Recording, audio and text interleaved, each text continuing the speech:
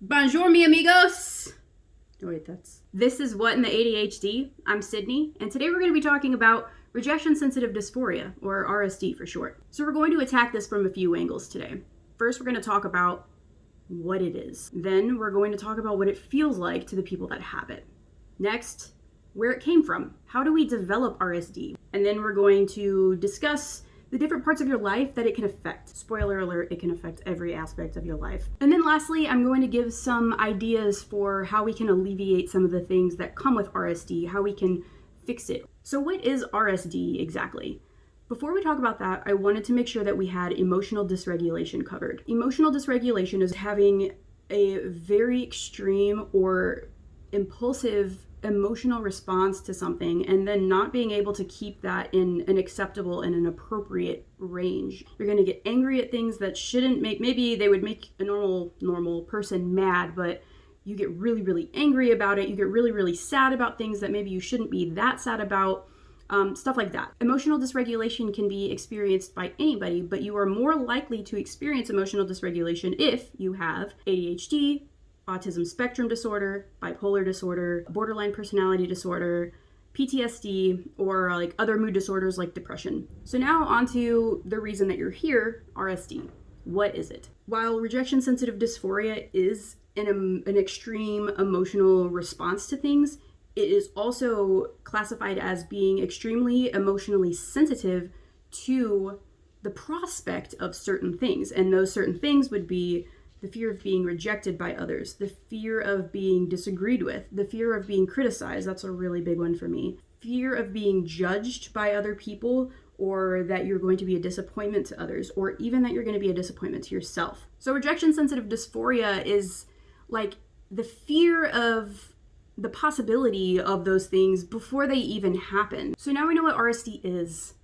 What does it feel like to the people that have it? People with RSD are going to fear social interactions, just the idea of social interactions, because they're afraid of the things that I listed before. They're afraid that the people that they're going to be at a party with, or the people that they're working in a group project with, or people at work, or whatever, they're afraid that the people are going to reject them somehow. They're going to make fun of them behind their back. They're going to say something stupid, and they're going to embarrass themselves. People with RSD kind of have a social anxiety sort of feeling when it comes to the idea of having to engage in social interaction. So we feel those anxieties beforehand. When we actually are in the social interaction, it's going to be way amplified. We are going to be very acutely aware of everything that we do or say because we feel like people are constantly watching and that they're constantly judging everything that we do. Not just like judging like, I wonder why they're doing that, but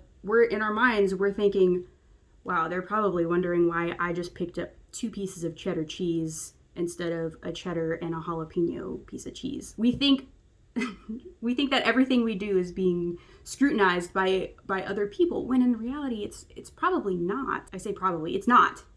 People aren't judging every single thing that you do. But people with RSD, we don't think that way. Oh my God, is there something in my teeth? Why are they looking at my hair? Is something wrong with my hair?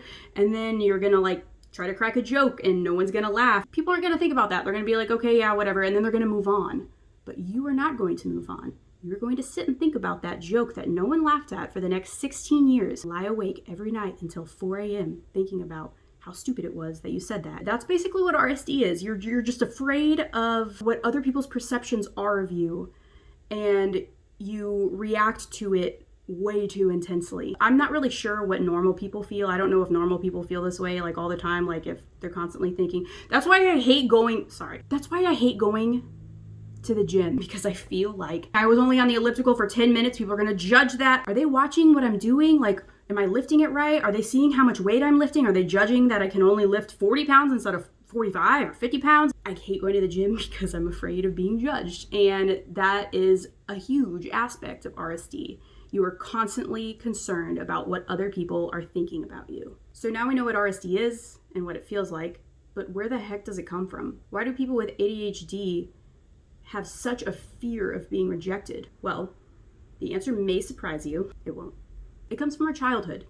So let me elaborate on that one. I was recently listening to an ADHD podcast, and they were talking about a study with a very alarming statistic. By the age of 12, children with ADHD, undiagnosed or not, hear 20,000 more negative or critical messages than their peers. 20,000 more. That's insane. So when I say negative or critical messages, I mean coming from someone in a place of authority, a parent or guardian or grandparent, caregiver, coach, a teacher. Here are some examples of negative or critical messages that children with ADHD hear on a daily basis. Let me know if any of these sound familiar to you. Why are you so messy all the time? Sit still and be quiet for once. Stop interrupting all the time. You need to raise your hand or you need to wait until other people are done talking. You're so lazy. You need to clean your room before you do anything. It looks like a tornado went through here. Why don't you ever listen? Pay attention. You lost something else again? Why can you never remember anything? You need to take some responsibility. So tell me, did this sound familiar? Because I bet they did. So basically, when we were kids, we were criticized and punished and yelled at for behaviors that were directly related to our ADHD. Now, I'm not saying that caregivers and parents and teachers should just ignore these behaviors and let the kid have their ADHD behaviors because they can't help it. That's not what I'm saying at all. I'm just saying there are better ways to approach it. While the severity of your RSD does depend very heavily on the types of messages you heard from the adults in your life as a child and how often you heard them, other children can also play a role in the severity of your RSD. I don't know about you guys, but I definitely struggled with bullies in middle school. Middle school sucked.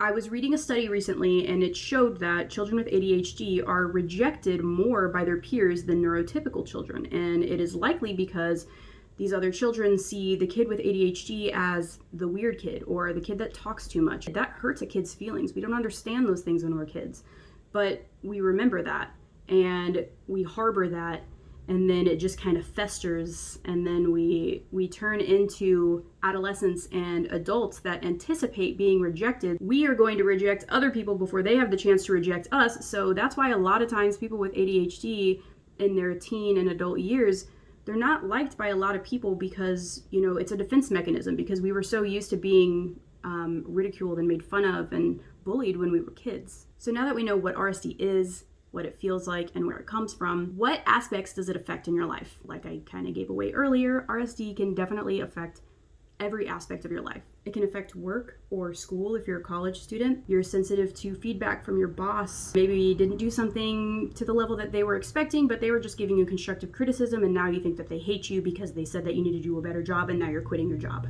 So it can affect that part of your life. It can affect your relationships with your family and friends. Spoiler alert, people aren't going to agree with you your whole life. Some of those people might be your very close friends or someone in your family. You take those disagreements very personally, and that can create some friction between you and a loved one. And then of course there's social media. This one is huge. Someone disagrees with us, someone corrects something that we misspoke on, and we take it so personally. Unlike interactions with, you know, a family member or a friend in your living room and they disagree with you on something, you have your disagreement, it's over. Online, people will comment on it and be like, hey, you know, I disagree with you, blah, blah, blah, blah. And then other people come in and be like, blah, blah, blah, blah, I agree with this person, you're totally wrong and you suck. And then you're like, okay, well, I guess I do suck. And they probably didn't even say that you suck, you just took it that way. And then now you're depressed. I say that lightly, but you are. So that was a lot to take in. Is there anything we can do to fix it?